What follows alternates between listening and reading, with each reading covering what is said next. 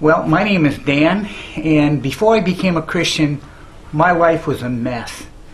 Everything about my life. I drank, I did drugs, I was sleeping with all the women, and more than anything else, I was hating people and being hated. I remember my father telling me when I was about 26 years old, he said, "Dan, you need to stop drinking. If you don't stop drinking, a time is going to come in your life when you're going to want to quit and won't be able to." Well, I thought my father was crazy. I thought I could quit any time I wanted to. And I tried quitting, and what I found out was I couldn't quit. I saw that my life is one huge bondage. More drinking, more drugs, more girls, more hating and being hated. And that scared me. I really wanted to come out of that lifestyle, but I couldn't. I tried and I tried and I tried. Well, it was a short time afterwards, a woman gave me a Bible, and I began reading it, and I read the whole Bible from cover to cover in about 2.5 or 3 months. And my condition got worse, because not only did I see that I was in bondage, but I also saw that I was condemned. Because when I read the Bible, I saw all the verses on hell.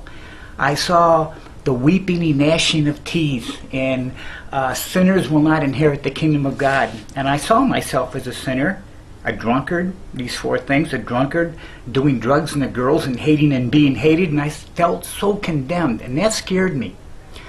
Well, I continued reading the Bible, and I began praying, "Lord, would you please, please, please get me out of this bondage, get me out of this bondage." And the more I read the Bible, I began also watching the TV evangelist on Sunday morning, and I started seeing the connection between Jesus dying on the cross and me being forgiven of my sins. Now, I didn't understand it fully then like I do now. I mean, I really understand the atonement now. You know, I understand Jesus died for all of my sins, my drunkenness, my drugs, my girls, my hate, all of that stuff Jesus died for. All of that stuff was piled up on Jesus, and God punished Jesus instead of me, and He'll never punish me. But I didn't know that back then.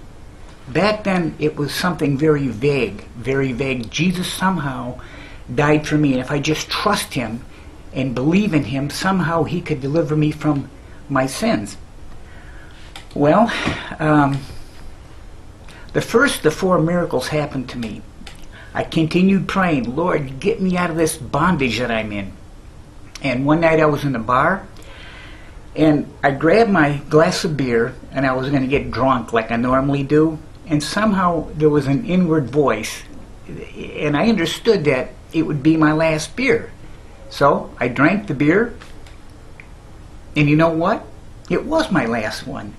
Jesus delivered me from the booze completely. 6 months went by, and I was totally happy without the booze, and I recognized that Jesus set me free from that sin. Well, the second miracle happened to me. I was still doing the drugs, smoking dope and dropping acid, and one day I was witnessing to a girl, and she said, "Dan, you're stoned." And I was, and I felt so bad. I felt horrible. I went home, and I said, "Oh, Lord, please set me free. Set me free from the dope." And guess what? He did. You know, I'd like to say this. He subdued my heart. It seemed like He just conquered those 2 sins in my life, the drugs and the booze. And it wasn't difficult for me to give those things up, because now I hated them. Whereas 2 years before, I just loved those sins, but now I hated them. He totally changed my heart. Well, the third miracle happened to me. I was still sleeping with the girls, and one night, this happened in Silver City, New Mexico, I picked up this girl, and we ended up in a motel room. We were both laying stark naked under the sheets. I rolled over in bed, and what do you think I saw? I saw Gideon's Bible. Oh, and I thought, oh no, the Gideon's Bible, what do I do now? And so I knew exactly where to turn. I opened up to 1 Corinthians chapter 6, about verse 9. It says, fornicators will not inherit the kingdom of God. And I knew something clicked inside of me again, and I understood that I couldn't sleep with her. And so I turned to her and said, "I can't do this tonight. We cannot do this tonight." And she said, "Why not? Are you gay?" And I said, "No, no, I'm not gay." But I told her I just couldn't do it because I love the Lord. I love the Lord, and I didn't want to make her a whore. And so we sat up for a few hours just talking about the Bible. I went to sleep and left, and guess what? God totally delivered me from that sin. Totally delivered me, and I've been kind of like walking around for lots and lots of years as a eunuch. The fourth sin that Jesus conquered in my life, the hating. One of my favorite activities before I was saved was going down the highway and lifting up my finger to anybody and everybody I saw. Well, a day came one day when I was driving down the freeway, and I lifted up my arm, but I couldn't lift up my finger. And it seemed like God just set me free from that hate. Hating and being hated, He set me free. Those four things God did in my life. He just totally set me free. Well, time passed, and one thing led to another, and I ended up being a missionary, and I'm located way up inside the Arctic Circle in Russia. And I want to say four things about missions. Number one, it's a responsibility. Number two, it's a privilege. And number three, it's a sacrifice. But I want to tell you, I never made a sacrifice, not once. The responsibility. When we first went up inside the Arctic Circle in Russia, we live in a populated area of about 10,000 people, and not one person was a Christian. Not one. And I began thinking about that, and when I started talking to people, what I would see written on their forehead was hell, hell, hell. And I thought to myself, you know, this person may never walk or never see or never talk to another person like me as long as he lives. He might live 10, 20, 30, 40, 50, 60 years and never talk to anybody that would talk about the atoning work of Jesus Christ and His resurrection.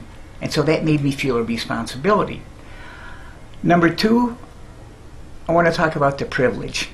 You know, what a privilege. The people up there, the Yakut people, they're a hidden people group. Just recently they've had the New Testament translated into their own language. The Old Testament hasn't been finished yet in their own language. And so when I look at that, yes, it's a responsibility, but what a privilege. Nobody up there is a Christian. Absolutely nobody. And so I believe a missionary, if he's really called, in a sense, he's in heaven when he's surrounded by unbelievers. And I'm surrounded by unbelievers up there. And I feel like I'm in heaven just a little bit because I look to my left and I look to my right, I look up, down, look beside, everywhere. I look, wherever I look, there's nobody that believes. And so I have the opportunity of just sharing the gospel with anybody and everybody all the time. The responsibility. We talked about that, the privilege, the sacrifice. You know, I remember reading what David Livingstone once said. He said this, he said, he never made a sacrifice. And I feel the same way. I love what I'm doing up there. I look at my life and I realize that I would not change one thing in my life. I love the life that God has given me, and I'm very happy doing what I'm doing. That's it.